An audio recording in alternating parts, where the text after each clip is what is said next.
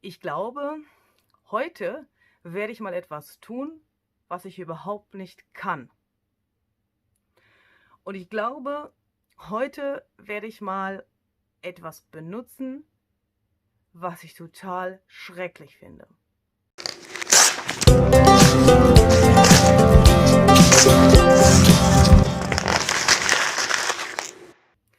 Hallo meine Lieben, ich bin's mal wieder, Luise Heinzel.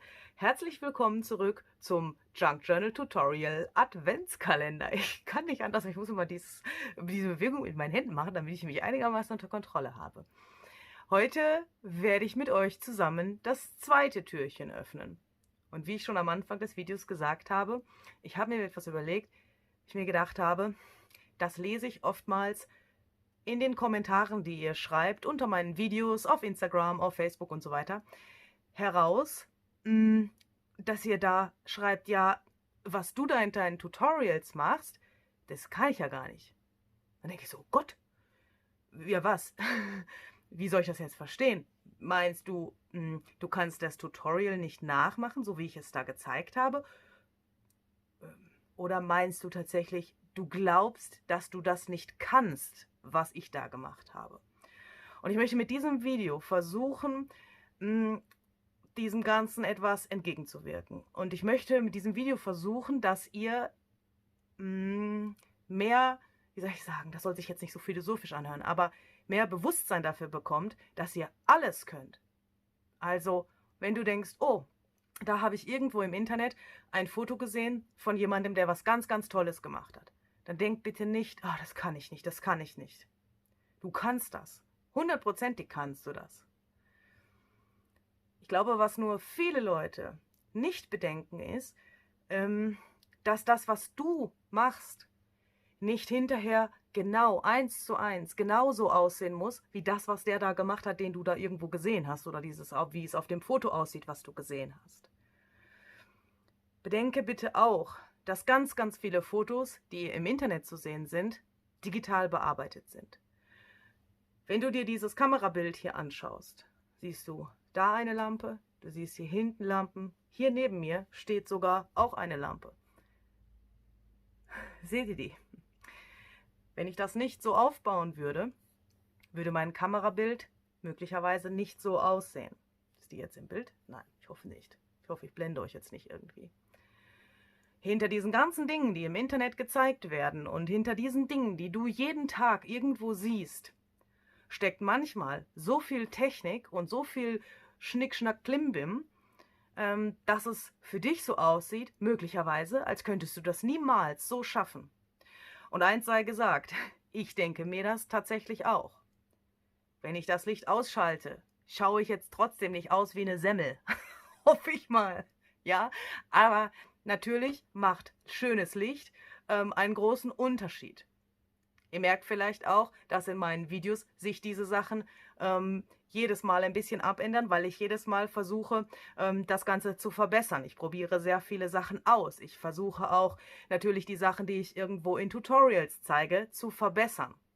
Aber eines sei gesagt, du siehst hier das, was wirklich hier unten unter mir auf meinem Tisch passiert. Du siehst keine manipulierten Dinge, du siehst das, was hier passiert, und du siehst auch das, was schief läuft. Und das solltest du dir für dich selber vielleicht in so einem Fall, wenn du denkst, oh, das kann ich gar nicht, auch vornehmen. Dass du siehst, also mit sehen meine ich nicht nur mit Hilfe deiner Augen, sondern auch indem du vielleicht ein bisschen darüber nachdenkst, dass du siehst, was passiert denn hier auf meinem Tisch. Das, was ich heute gemacht habe, das habe ich gestern noch gar nicht gekonnt. Das, was ich heute gemacht habe, was ich mich getraut habe, auszuprobieren, hätte ich gestern niemals für möglich gehalten. Und das sind auch solche Dinge, dass ich zum Beispiel hier jetzt gerade vor meiner Kamera sitze. Hätte mir das vor 3 Jahren jemand gesagt, hätte ich gesagt, entschuldige bitte mal, aber ich kann mich doch nicht vor so eine Kamera setzen. Ich kann ja nicht, ich bin ja kein Model. So. Und du wirst merken, wenn du diese Sachen ausprobierst, bekommst du so viel Bestätigung, dass du auf einmal feststellst, ich kann es ja doch. Ich kann es, das ist die eine Sache. Ich kann mich verbessern. Ich lerne jeden Tag etwas Neues dazu. Und vor allen Dingen, es lohnt sich auch, solche Sachen auszuprobieren, von denen ich gedacht habe, ich kann es eigentlich gar nicht. Und diese Bestätigung, die du da bekommst, die muss noch nicht mal von anderen Leuten kommen. Wenn du sagst, okay, ich möchte vielleicht mir YouTube-Videos anschauen, mir gewisse Techniken aneignen, ich möchte vielleicht lernen, wie ich ein Junk Journal binden kann, oder ich möchte lernen, was ein, gibt mir ein Wort, Distress Ink Pad ist.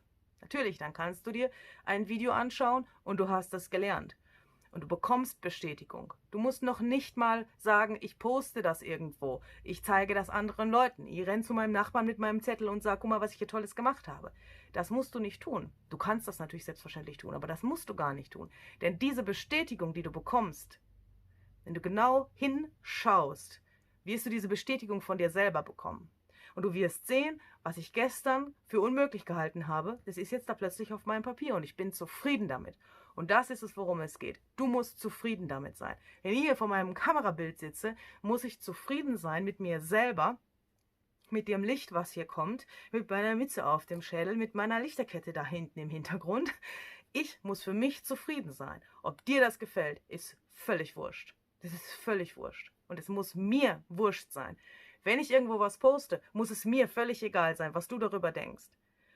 Ich muss für mich selber damit zufrieden sein. Und wenn es dann natürlich Leute gibt, die sagen, oh, das gefällt mir, das ist dann wie so eine kleine Kirsche auf dem Kuchen obendrauf, wie das Tüpfelchen auf dem i. Ich hoffe, dass ich mit dem, was ich dir in diesem Tutorial zeigen möchte, ein bisschen die Angst wegnehmen kann vor dem, was viele, viele Leute schreiben und was viele Leute auch unter meine Videos schreiben. Ich habe auch außerdem heute etwas gemacht, was ich total bescheuert finde, wenn ich das mal sagen darf. Einige von euch können vielleicht schon erahnen, um was es da gehen könnte. Ich sage nur, es ist eine Farbe. Und ich habe etwas getan, was ich normalerweise nie tun würde. Und das habe ich auch wirklich, als ich das gefilmt habe, sozusagen live gefilmt. Also was ihr gleich in diesem Prozess sehen werdet, ist das, was wirklich tatsächlich auf meinem Tisch passiert ist, was ich auch mit meinen eigenen Augen gesehen habe. Und das sind die Dinge, die ich empfunden habe und die ich durchgemacht habe, als ich das hier auf meinem Tisch hatte. Vielleicht hilft dir das für deinen eigenen Prozess, wenn du selber sowas machen möchtest. Bevor ich anfange, muss ich noch kurz sagen, ich habe am Ende des Videos eine kleine Überraschung für euch. Also wenn ihr am Gewinnspiel teilnehmen wollt, zählt bitte weiterhin die Sterne, denkt bitte daran. Dann würdet ihr euch dieses Video wahrscheinlich sowieso bis zum Ende anschauen. Wenn ihr keine Interesse... 1, 2, 3. Wenn ihr kein Interesse an dem Gewinnspiel habt, aus welchen Gründen auch immer, schaut euch das Video doch trotzdem bis zum Ende an, denn am Ende habe ich eine kleine Überraschung für euch, mit der ihr vielleicht irgendwas Schönes anstellen könnt. Jetzt wünsche ich euch ganz viel Spaß beim Nachmachen und ganz viel Spaß beim Mut haben. Hier ist es also, unser Türchen Nummer 2. Schaut euch an, wie schön das glänzt. Huiuiui. Was hier drin ist, werdet ihr jetzt gleich sehen. Ich muss es ja ein bisschen spannend machen, ne? Kleiner Trommelwirbel. Insgesamt haben wir hier heute 3 Prompts. Einmal den Prompt Handlettering, was wörtlich übersetzt so viel bedeutet wie Handschrift. Oh mein Gott, ich und meine Handschrift, furchtbar. Und das ist auch schon das, was ich überhaupt nicht kann. Dann haben wir hier den Begriff Ledger Paper. Das ist sowas wie dieses hier, also so eine Art Rechnungsbuchpapier, Kassenbuchpapier. Ihr seht schon diese Tabellenoptik, das nennt man im Englischen auch Ledger Paper. Und als drittes haben wir den Begriff Wasser. Nun ja, schwimmen gehen werde ich wohl heute nicht mehr im Plansee, aber nehmen wir mal dieses Wasser hier. Ich glaube, zum Schwimmen ist es ein bisschen zu kalt. Reicht uns ja so eine kleine Pfütze hier im Glas. Ich habe mir jetzt dieses hochformatige, alte Rechnungsbuch ausgesucht. Und das ist auch eine Sache, wo ich dieses Mut haben für mich ausprobieren möchte. Denn dieses lange Format von der Seite habe ich so in dieser Form noch nie benutzt. Und ich möchte gerne heute versuchen, eine Art Art Journaling Seite aus diesem Papier zu machen, auf dieser Doppelseite. Und das Wort Handlettering bzw. diesen Begriff Handschrift und dieses Gefühl, was man damit verbindet, etwas handschriftlich aufzuschreiben, in den Mittelpunkt dieser Seite stellen. Trotzdem soll das Ganze eine Art Kunstwerk werden. Nun ja, die Pläne sind groß, schauen wir mal, was daraus wird. Als erstes nehme ich hier ein bisschen weißes Gesso und verteile das auf meiner Seite. Auf der linken Seite seht ihr einen Fleck von dieser Distress Oxide Tinte, die vorher an meinem Spachtel war. Das war jetzt mehr oder weniger Zufall. Ich habe euch ja gesagt, ich zeige euch genau das, was wirklich auch durch meinen Kopf gegangen ist, was mir passiert ist. Und dieser grüne Fleck war wirklich Zufall, hat mir aber den nächsten Schritt sozusagen fast in die Hände gelegt. Denn diese grüne Farbe war auf meinem Spachtel eben von dieser Distress Oxide Tinte. Das ist so eine, ja, oxidierende Tinte. So sagt zumindest Tim Holtz, der das erfunden hat. Und ja, jetzt habe ich mir entschieden, als nächstes über das mit dem Föhn getrocknete Gesso einen Stempel zu stempeln. Oftmals sieht man in so Art Journaling-Prozessen, die fangen erstmal an zu stempeln. Habe ich mir gedacht, okay, das mache ich jetzt auch mal. Oder es ist ja auch eine bewährte Technik und Dinge, ja, die sich bewährt haben, soll man vielleicht so fortführen. Und diese Distress Oxide Tinte, die ist wasserlöslich und sie reagiert auch mit Wasser. Deswegen habe ich mir überlegt, ich lasse hier so ein paar kleine Sachen runterlaufen und versuche diesen Stempel, der so ein relativ filigranes Muster hat, etwas abstrakter werden zu lassen. Ich habe dann das Wasser da so laufen lassen, habe es teilweise ein bisschen drauf gespritzt und habe einfach mal verschiedene Sachen ausprobiert. Ich habe überhaupt gar nicht wirklich darüber nachgedacht, was ich da eigentlich tue. Und ja, jetzt hatte ich da diese Spritzer, dann habe ich das Ganze getrocknet. Ihr könnt es auch natürlich Luft trocknen lassen, dann wird dieser Oxide-Effekt von dieser Tinte nochmal ein bisschen anders, als wenn ihr das mit dem Heißluftföhn oder mit dem normalen Haarföhn trocknet. Aber ja, ich hoffe, dass man das gleich irgendwann in der Kamera sehen kann. Dieser Effekt ist einfach richtig schön. An manchen Stellen habe ich das nicht komplett trocknen lassen, so wie ihr hier seht, dass ich jetzt nämlich mit meinem Stabilo All Pen, das ist so ein wasserlöslicher, ja, Art Aquarellstift in Schwarz hier, sodass ich da jetzt damit rübergehen kann und dass sich der so ein bisschen verschmiert. An den Stellen, wo es jetzt ein bisschen trockener ist, funktioniert das natürlich nicht mehr. Da sieht er dann aus wie ein ganz normaler Buntstift. Dafür habe ich den dann in mein Wasserglas eingetunkt. Deswegen geht meine Hand jetzt da immer so durchs Kamerabild, weil ich den immer wieder zwischendurch vorne ein bisschen nass gemacht habe an der Spitze, sodass eben diese unterschiedlich dicken Linien auch entstehen können. Eine nächste Sache, für die man sehr, sehr viel Mut braucht, ist das hier. Es klingt etwas komisch, manche Leute haben damit überhaupt kein Problem, aber ich musste das zugegebenermaßen zuerst lernen, solche alten Dinge zu zerreißen. Insbesondere dann, wenn sie handgeschrieben sind, so wie dieses hier. Das hier habe ich mal in einer Happy Mail bekommen. Ich habe mich da sehr drüber gefreut, weil ich sowas fast gar nicht besitze. Und also ja, inzwischen schon. Also ich habe in letzter Zeit ein paar Happy Mails bekommen, da war sowas drin. Also jetzt denkt nicht, ich habe sowas nicht. Also die Leute, die mir das geschickt haben, sollen das bitte nicht denken. Aber das ist sowas Wertvolles, so etwas, ja, was überlebt hat, in den Händen zu halten und dann noch etwas original handgeschriebenes, das ist für mich was total Besonderes. Und sowas zu zerreißen erfordert natürlich auch eine Menge Mut, denn ja, wenn das blöd wird, was man damit macht, dann hat man ein Problem, weil dann klebt es ja da. Aber im Bereich Junk Journaling und auch Art Journaling hat man ja sehr viele Möglichkeiten. Selbst wenn diese Seite mir hinterher überhaupt nicht gefallen würde, könnte ich sie immer noch wieder zerlegen und etwas Neues daraus machen und auch diese handschriftlichen Dinge nochmal da abreißen und vielleicht eine neue Collage draus machen oder sowas in der Art. Ich habe dann plötzlich an meinem Pinsel etwas von dieser schwarzen Farbe von dem schwarzen Stift gehabt. Und das hat mir da so ein bisschen die Seite verschmiert. Habe ich gedacht, okay, die großen Leute machen das auch so. Hier mal so ein bisschen eintunken und ein paar so kleine Marker setzen. Habe ich mir gedacht, das mache ich jetzt auch mal. Und habe einfach mit dem Pinsel Farbe aufgenommen von diesem Fleck, den ich da hatte und einem Fleck, den ich dann da oben links extra gemacht habe und habe ein paar so kleine Stupsis da hingesetzt. Ich weiß nicht, wie man das im Fachjargon nennt, aber das sind jetzt halt einfach da so kleine Flecken. Weil ich mir gedacht habe, okay, dann stechen vielleicht diese abstrakten Blätter da auch nicht unbedingt so sehr raus. Dann habe ich noch ein bisschen mehr so interessante Sachen auf dem Hintergrund. Ja, und so hat das dann erstmal ausgesehen. Und dann habe ich mir gedacht, okay, nehmen wir mal etwas Pink. Die unter euch, die mich kennen, wissen, ich hasse Pink. Ich kriege Ausschlag, ich kriege Pickel. Also ich möchte schon fast sagen, ich hatte fast das Gefühl, ich kriege ein Herpes, als ich diese Stifte aus meinem Vorrat geholt habe. Und glaubt mir bitte, ich habe alle pinken Stifte genommen, die ich irgendwie finden konnte. Wie ihr hier seht, ist es dann auch teilweise auf Textmarker hinausgelaufen, weil das eben so Sachen sind, die man in Pink ja nun mal irgendwie nützlich findet, weil die dann den Text sehr leuchtend markieren. Aber ja, das ist auch schon das einzig Positive, was ich persönlich über Pink sagen kann. Nun habe ich mir gedacht, okay, fangen wir mal an und kritzeln wir mal einfach hier irgendwie so ein bisschen rum. Ich habe mich jetzt hier für so, ja, wie soll ich sagen, so ein bisschen eckige Formen entschieden. Das habe ich schon extra so gemacht, weil ich jetzt nicht wusste, wenn ich das da so mache, ob ich das mit Wasser noch so verschwimmen lassen kann. Deswegen wollte ich nicht so kritzeln. Also wisst ihr, was ich meine? Deswegen habe ich eher so Kästchen da gemacht.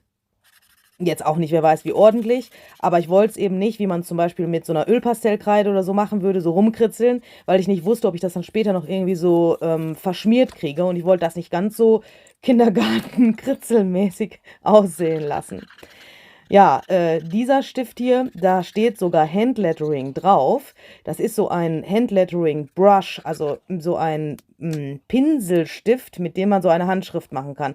Der ist aber schon ein bisschen offensichtlich ausgetrocknet gewesen, genauso wie dieser Stabilo-Stift hier. Das ist normalerweise so ein dünner Feinliner, mit dem man eigentlich relativ dünn schreiben kann. Da wollte ich eigentlich so ein bisschen rumkritzeln, hat überhaupt nicht funktioniert. Und da habe ich mir gedacht, okay, sei kein Angsthase, nimm dir hier mal diese Zange. Auch das ist eine Sache. Wenn ihr eine Zange braucht, Mädels, dann nehmt euch bitte eine Zange. Auch wenn der Mann euch komisch anguckt, nehmt euch bitte diese Zange. Habt keine Angst vor solchen Sachen, die vielleicht normalerweise für Männer gedacht sind. Ich habe das schon ganz oft irgendwo gelesen, dass manche von euch sagen, ja, das kann ich jetzt ja nicht nehmen, das gehört ja meinem Mann und das benutzt man ja als Frau auch nicht. Ja, warum denn nicht? Also das ist jetzt in keinster Weise ein Vorwurf. Hoffentlich klingt das nicht so. Aber bitte, bitte, bitte traut euch einfach auch solche Sachen mal in die Hand zu nehmen. Macht das vielleicht ein bisschen vorsichtig, dass ihr euch nicht da irgendwie wehtut oder euch da den Finger amputiert. Aber ihr kriegt das schon hin. Traut euch das einfach mal und versucht das einfach mal auszuprobieren. Ich habe jetzt versucht, aus diesem Stift diese Tinte herauszukriegen, denn ich habe schon öfters mal gesehen, dass Leute solche Stifte zerlegt haben und aus diesen Minen dann so eine Alkoholtinte hergestellt haben. Diesen Stress wollte ich mir jetzt hier nicht antun. Ich habe das nämlich schon mal ausprobiert und es ist richtig zart, vor allen Dingen an den Fingern hinterher, kriegt man nicht wieder ab.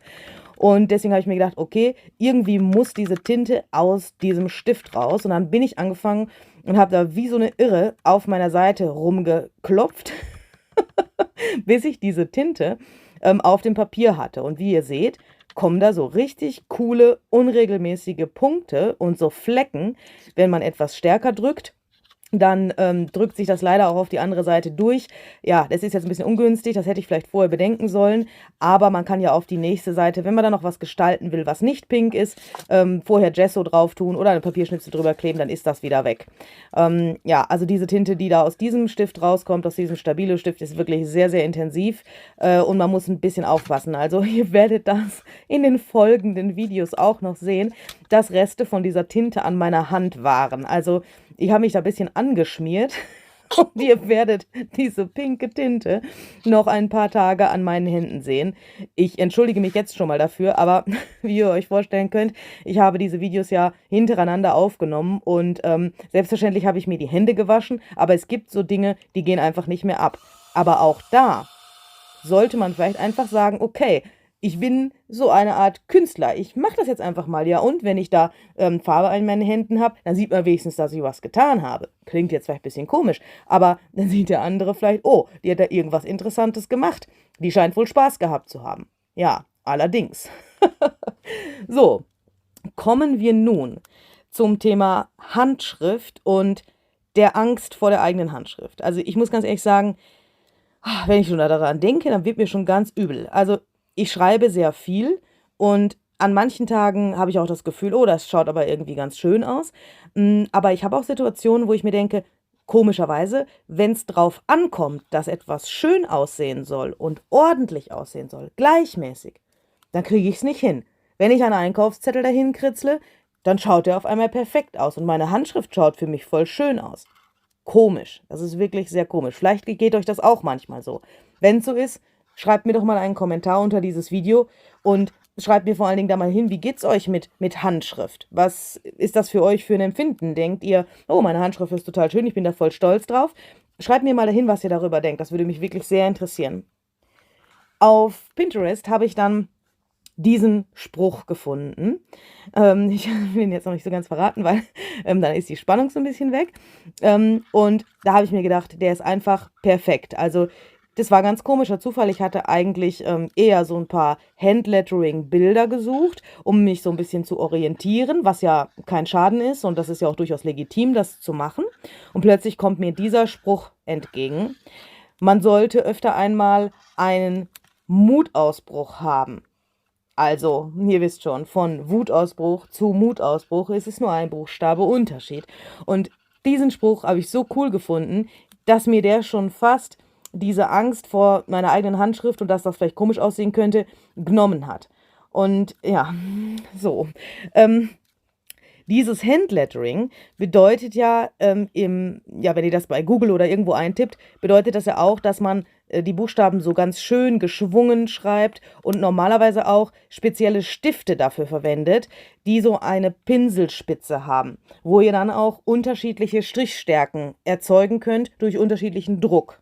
Und da gibt es ja auch spezielle Regeln, da gibt es auch so Übungsblätter und so etwas. Ich habe das jetzt hier einfach ganz simpel gemacht und habe einige Linien etwas verdickt, verdickt, oder wie sagt man denn da, etwas dicker gemalt, einfach mit diesem Stift, den ich da hatte, um diesen Handlettering-Effekt zu imitieren. Selbstverständlich ist das kein richtiges Handlettering, denn ich habe ja auch nicht diesen typischen Handlettering-Stift dort zur Verfügung gehabt, sondern diesen ganz normalen schwarzen Stift. Der ist zwar auch so ein bisschen abgeschrägt, sodass man auch solch eine Kalligrafie-Schrift vielleicht damit machen könnte, aber ich bin da drin überhaupt nicht geübt und ich kann das nicht. Also ja, habe ich mir hier mal so geholfen, indem ich das einfach so dahin gemalt habe. Warum auch nicht? Ist es eben ein gefaktes Handlettering. Sagt keiner, dass man das nicht machen darf. Ja, und dann war mir irgendwie diese ganze Sache noch total zu langweilig. Und was mache ich, wenn es mir zu langweilig ist und ich so eine Art Art-Journaling-Seite herstellen will? Ich nehme meinen Korrekturstift. Das ist dieser weiße Stift, der hat da so einen Behälter hinten dran, wo so eine flüssige Tinte oder wie sagt man da drin ist. Und normalerweise benutzt man den, um Fehler zu korrigieren. Und ich fand das jetzt irgendwie auch ganz witzig, auf dieser Seite, gerade eben auf dieser Seite, wo es keine Fehler gibt, diesen Korrekturstift zu benutzen. Das war jetzt für mich nochmal so ein, wie soll ich sagen, so ein kleines Insider-Schmunzelchen, wo ich mir gedacht habe, ja, das ist jetzt irgendwie witzig. Ich benutze diesen Stift zwar sehr oft, weil er einfach schön weiß schreibt und auch weiß bleibt auf allen Untergründen. Oder nahezu allen Untergründen. Und auch wenn man solche extremen Farben hat wie Pink, kommt der ganz weiß raus. Ich kenne keinen anderen Stift, der das so gut kann. Aber in diesem Zusammenhang, ich will Mut haben. Ich will etwas ausprobieren, was ich vorher noch nie gemacht habe. Und ich will ja auch merken, dass ich eigentlich keine Fehler machen kann. Ist mir dieser Korrekturstift für Fehler irgendwie so ganz passend vorgekommen und das war irgendwie so ganz cool, den jetzt so zu benutzen. Der hat plötzlich in einem ganz anderen Licht dagestanden. Um diesen Rand, um die Seite etwas zu durchbrechen, habe ich jetzt hier auch nochmal so umeinander gekritzelt und da habe ich wirklich richtig krass umeinander gekritzelt. Also, ja, ihr seht dieses Video, wenn mich jetzt nicht alles täuscht, hier gerade in doppelter Geschwindigkeit. Aber ihr seht schon, ich springe da immer so von einer Ecke zur anderen und auch die Linien, die ich da mache, da achte ich nicht besonders drauf, sind die gerade oder nicht gerade. Und ja, habe ich einfach mal so umeinander gewurstelt. Und dann habe ich, wie ihr seht, hier nochmal meinen schwarzen Stift genommen und habe den in meine linke Hand genommen. Wer gut aufgepasst hat, weiß, dass ich Rechtshänder bin. Meine Güte, das ist aber auch wirklich schwer auszusprechen. Normalerweise bin ich Rechtshänder und halte meinen Stift mit der rechten Hand. Neulich habe ich aber jemanden mal auf Instagram gesehen. Ich kann mich leider nicht mehr an den Namen erinnern, deswegen kann ich jetzt diese Person hier leider nicht erwähnen. Ich habe sie auch unglücklicherweise nicht mehr wiedergefunden, aber diese Person hat gesagt, nimm doch mal diesen Stift, mit dem du solche Marker setzen willst, solche kleinen Striche machen willst, in die Hand, mit der du normalerweise nicht schreibst und nicht arbeitest. Das ist hier für mich jetzt meine linke Hand und ich muss sagen, seit ich das mache, bin ich viel, viel zufriedener mit meinen Art-Journaling-Seiten, als ich es vorher war.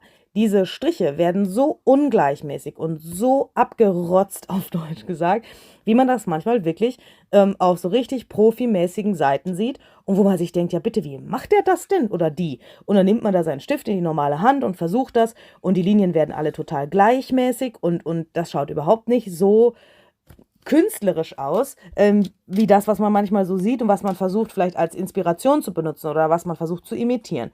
Wenn man das mit der linken Hand macht, wird das absolut genial und es ist auch eine richtig coole Erfahrung. Also probiert es bitte unbedingt mal aus. Das ist richtig witzig.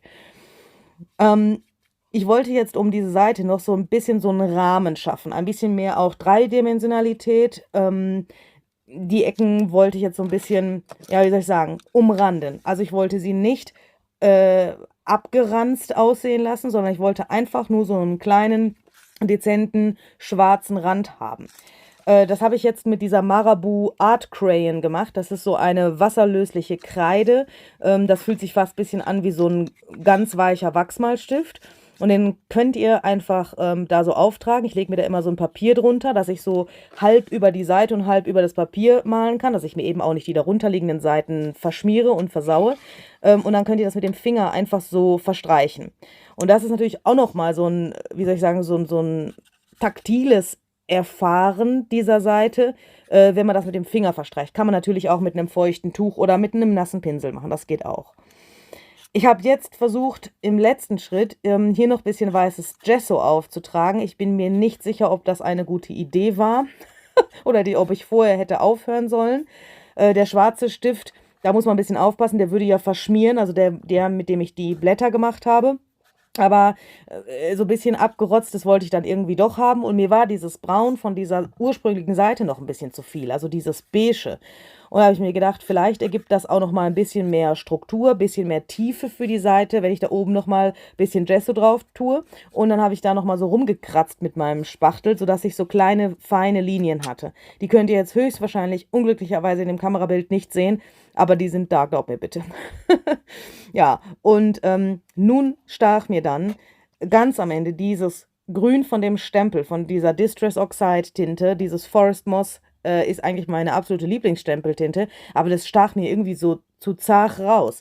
Mir war das, dieses Pink und das Grün und das Schwarz, also sagen wir mal, Schwarz und Weiß sind keine Farben, das zähle ich jetzt nicht mit, also das Pink und das Grün war irgendwie zu eintönig, zu langweilig, nur 2 Farben und keine Spritzer noch nicht. Also ich meine, so eine Art Journaling-Seite braucht doch irgendwie Spritzer, oder was meint ihr?